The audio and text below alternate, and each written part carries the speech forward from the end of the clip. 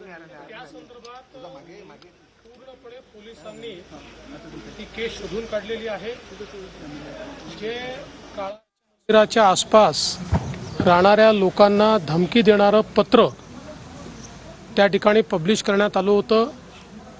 ते ज्यांनी पब्लिश केलं त्याला अटक करण्यात आलेली आहे आणि त्यातनं हे लक्षात आलं की दुसऱ्या व्यक्तीशी वैमनस्य काढण्याकरता त्यांनी तशा प्रकारचं पत्रक की ज्याच्यामध्ये दलित समाजाला धमकी दिलेली आहे आणि निळे झेंडे लावू नका वगैरे अशा प्रकारचं जे काही मेन्शन केलेलं आहे, दुर्दैवाने ज्यांनी पत्रक काढलेलं आहे तोही अनुसूचित जाती प्रवर्गाचाच आहे आणि कुठल्या तरी वेगळ्या हेतूनं काढलेलं ते पत्रक आहे।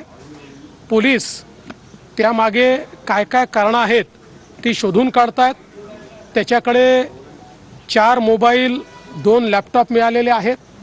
त्यामुळे अन्य कोणी या ठिकाणी त्याच्या पाठीशी आहे का, दंगल घडवून आणण्याकरता अशा प्रकारचं पत्रक त्यांनी काढलं आहे का, आत्ता प्राथमिक त्यांनी ज्याच्या नावाने पत्रक काढलं त्याच्याशी त्याचं वैमनस्य आहे आणि म्हणून त्याला बदनाम करण्याकरता ते पत्रक त्यांनी काढलेलं असं ॲपरंटली दिसत असलं तरी देखील जे काही त्यांच्याकडे सापडलेलं आहे त्याच्यातनं कुठेतरी त्याचा इरादा अजून वेगळा होता का याचीही तपासणी ही पोलीस करतायत। नाशिक पोलिसांनी तात्काळ हे शोधून काढल्यामुळे यातनं कुठेतरी कलुषित मन होऊन पुढे कायदा सुव्यवस्था निर्माण होणं या सगळ्या गोष्टी टळलेल्या आहेत। पण यातनं एक गोष्ट मात्र लक्षात घेतली पाहिजे की यापुढे देखील अशा प्रकारचे प्रयत्न होऊ शकतात।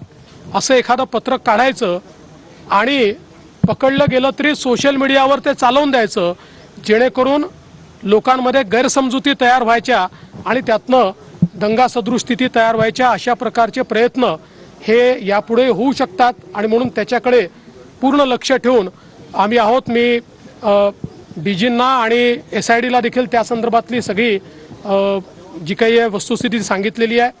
काय राजकीय नेत्यांनी देखील काल ते पत्रक ट्विट वगैरे केलं। त्यांनाही माझी विनंती आहे की अशा प्रकारच्या गोष्टींमध्ये शहानिशा न करता, वस्तुस्थिती न पाहता अशा प्रकारे जर आपण कराल तर त्यातनं समाजामध्ये तेढ निर्माण होईल। कालच्या प्रकरणामध्ये आता पूर्णपणे सगळं सत्य बाहेर आलेलं आहे। हिंदी में यही बात जानना चाहेंगे।